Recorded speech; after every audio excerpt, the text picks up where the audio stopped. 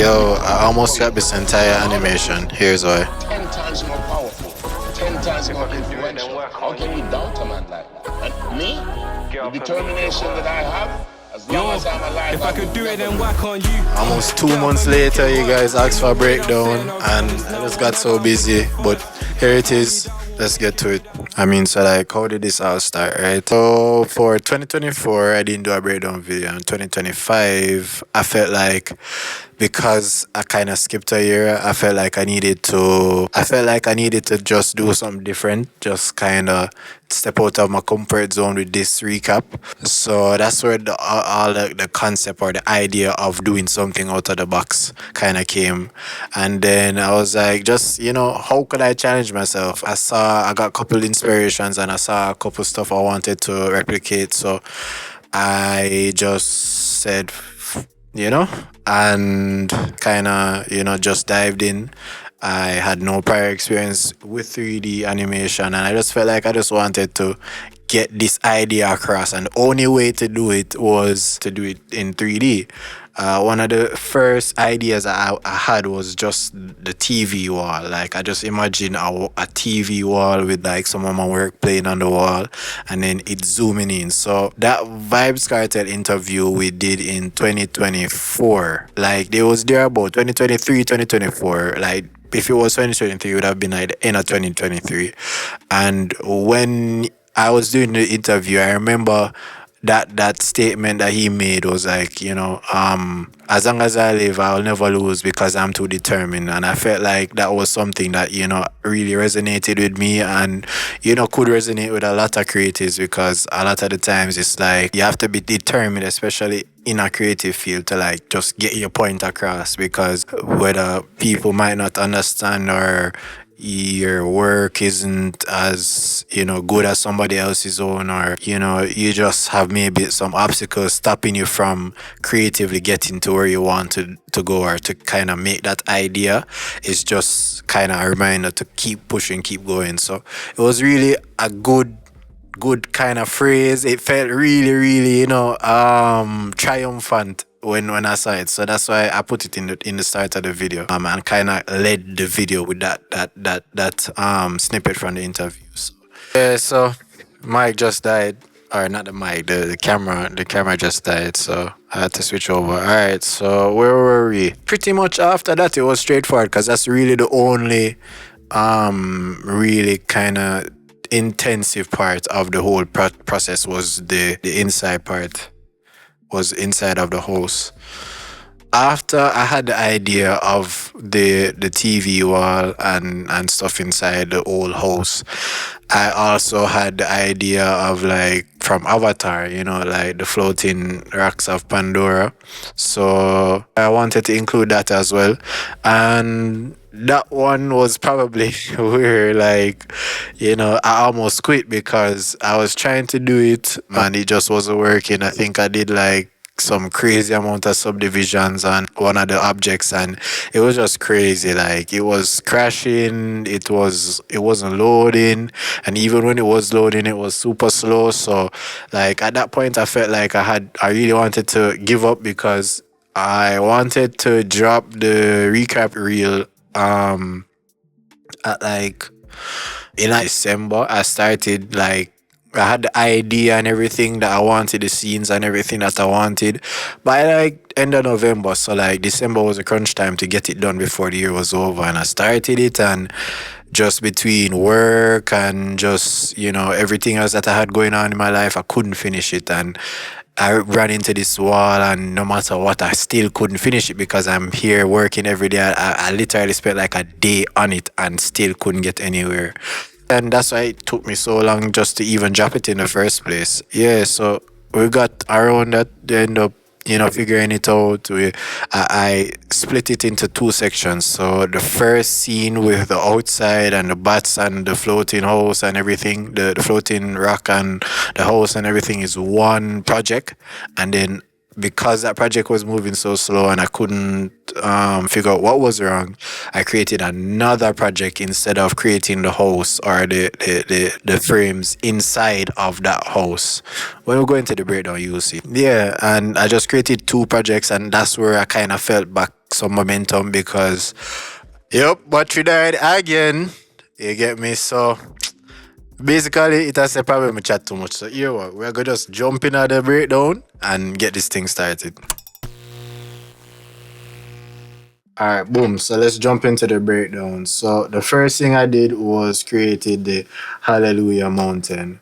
So I started with a cube, just a normal cube from a general Blender startup, and then I changed the cube. Well, I deformed the cube until I got a shape that I was comfortable with. I used a sculpt tool and just use a scale and widen and stretch the cube until I was comfortable with it, and then I use a sculpt tool to add these little grooves in there and stuff like that, and just to make it look more like a mountain instead of just like a blob. Right, so the sculpt tool was really instrumental in doing that. After I used a sculpt tool and stretched it and got it into the shape that I wanted, I then added a material. Most of the materials or most of the tools or workflows that I use came straight from YouTube. So I added material just to get that base mountain texture, and then on top of it I added Mossify. I added Mossify just to give it the shrubs and the greenery, and I think that's what helped to kind of tie it all together, is that it had a little bit of greenery on it. After I did all of that, which took forever because, as I said, I did some form of subdivision or something that I wasn't supposed to do. It took forever. And once I was finally done, I then moved on to the house. So the house was pretty simple. It was just a model from Sketchfab that I found. I think it was like an old greenhouse model or something like that. It looked like what I was trying to go for. The idea was mostly just to kind of get like a old looking type mansion, like a haunted house type vibe, especially because I plan to include the bats. Yeah, so more on the bats later down. So for now, what I did was just I didn't even parent it to the mountain or anything like that. I just simply placed it on the mountain, put both of them in a group, and that was basically it for the structure here. Then I added some mountains using the built-in mountain feature in Blender. Blender has some terrain features that you can use to create different things. You have rivers, valleys, things like that. So just to create the background, I use the mountain tool. Thinking back now, I really created more than I had to, because I created the whole entire plane, or just under this dome, which I'll get to soon, but just under this dome of things, that's what I created, the whole thing, instead of just what was in front of the camera. Going back, I would just create what is in front of the camera and save up my computer all of that space and memory, and it would be way easier, render faster, and things like that. So after I created that mountain, I created this dome. This dome is basically what you would see as the atmosphere on the mountain. Let me see if I can jump to the dome. All right, so sky dome. Right, so the sky dome, and you can see the project is moving so glitchy right now.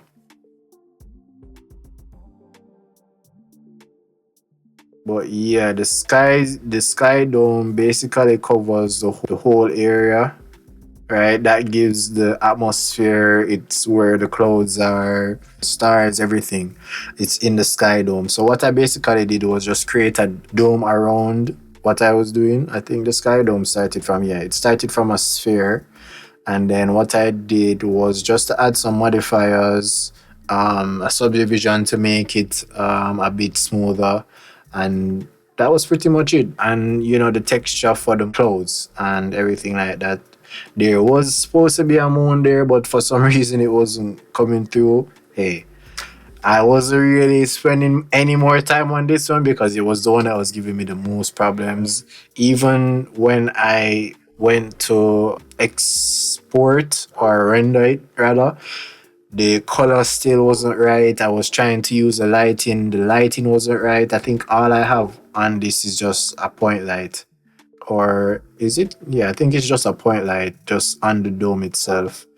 But yeah, let me see if I can like render it in real time to see if you guys can see what's really happening. So this is material preview.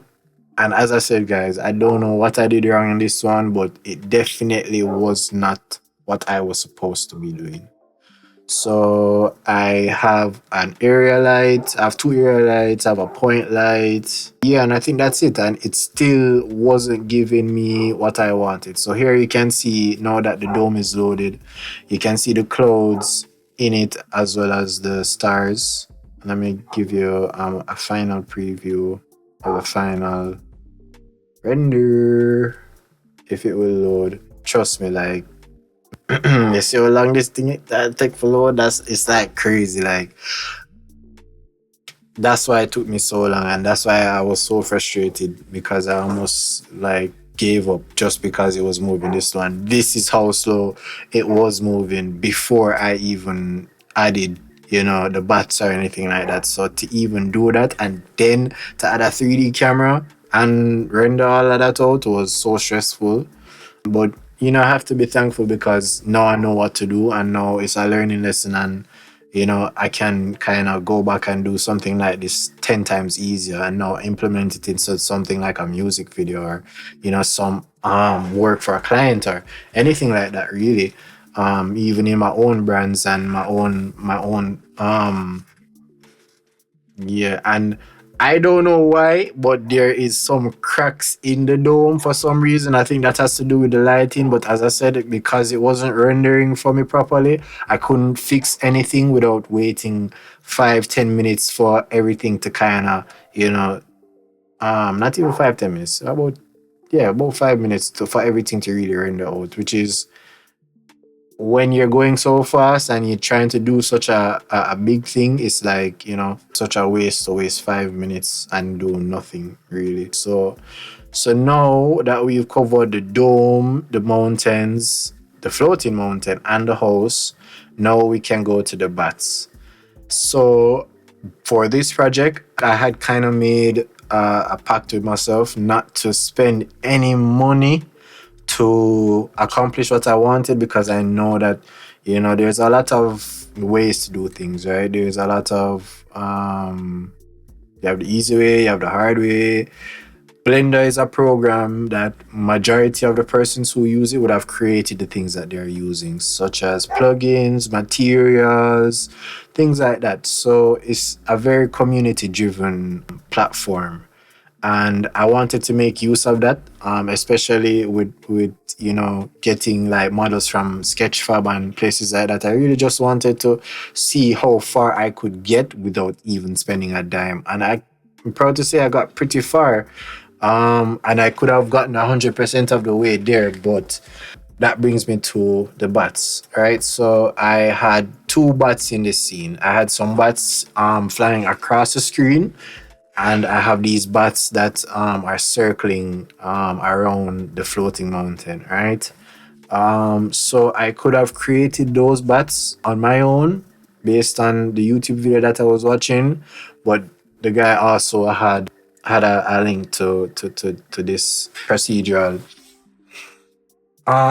thing. So I was like to this animation and everything like that, and it was simple. All you needed is a Bezier curve, and it was pretty simple and straightforward, and that was the only thing I really had to spend money on. And I didn't even have to, I just did it because the bats were maybe one of the last elements that I added, and at that point I was just over it and wanted to get it done and out.